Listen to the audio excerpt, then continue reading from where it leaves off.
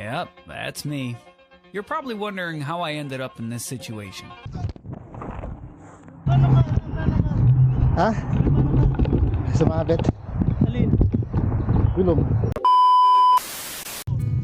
Dito lang sa gilid tumama. Kala ko yung mukha ko sa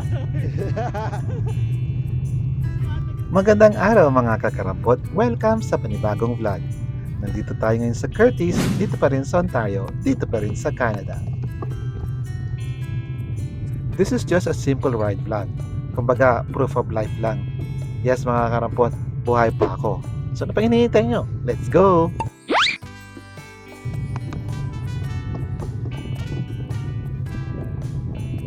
So ayun na nga, this is supposed to be my big comeback vlog matapos ang napakahabang panahon na walang upload. Pero pasensya na, chill ride lang ito with my friend, pasyal ka na dyan kasama ang daughter niyang si Mal. Huwag na lang yata tayong pumunta. Doon sa dulo. Ano to sana camping with a long ride yung original plan. Pero naging camping na may konting bike ride na lang.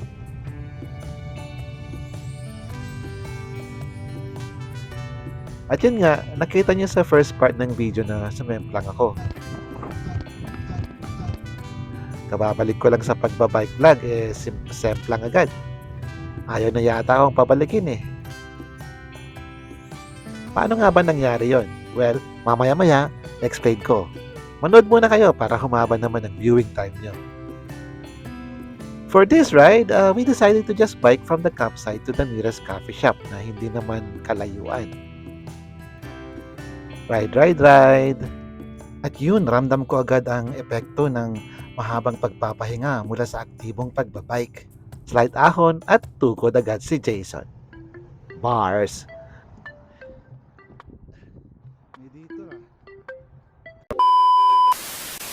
At meron pa nga kaming nadaan ng dinosaur. Rawr! I'm a dinosaur! Di ko na nga pala ipapakita yung mga ganap namin sa campsite. Total, bike vlog naman to. So yung bike ride part na lang ang ipapakita ko sa inyo. Make sense?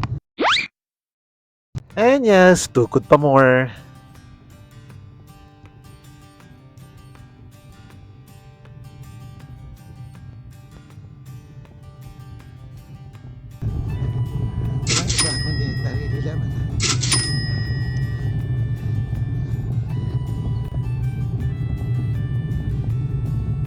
You were saying?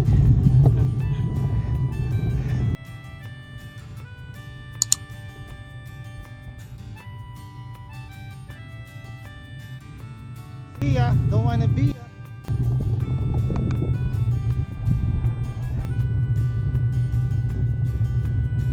At sa awa ng Diyos, nakarating din kami sa coffee shop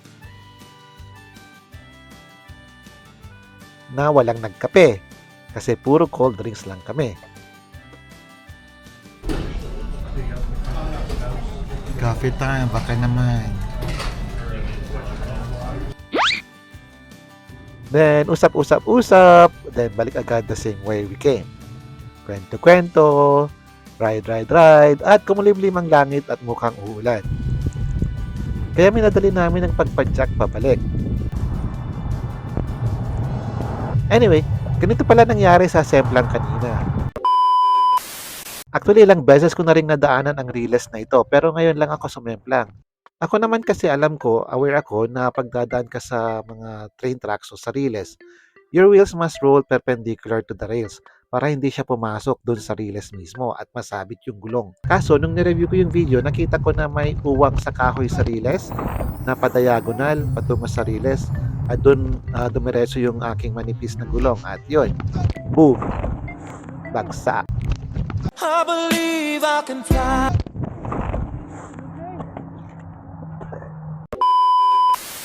At kung tinatanong nyo ako, well, the bike is okay.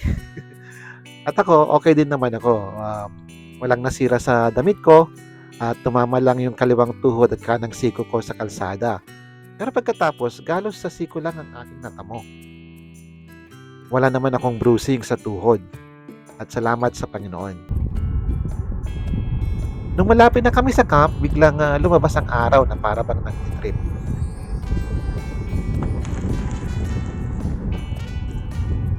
Kaya side trip muna kami sa beach.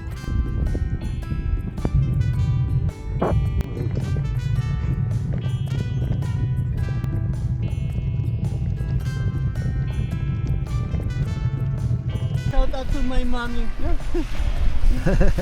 Yeah, you can see it in the video. Anyway, shout out nga pala sa wifey ni Pasyal ka na dyan at sa mami ni Mavi na iisang tao lang din naman. So shout out sa'yo. Konting langhap ng fresh air, tapos nagbike na rin kami pabalik sa campsite.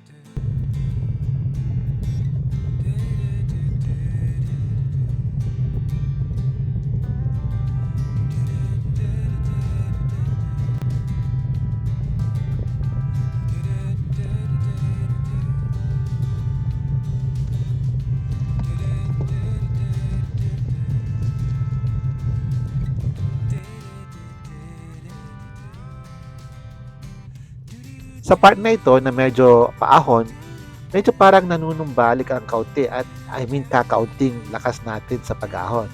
And I'll take it. A small progress is still progress. Ika nga.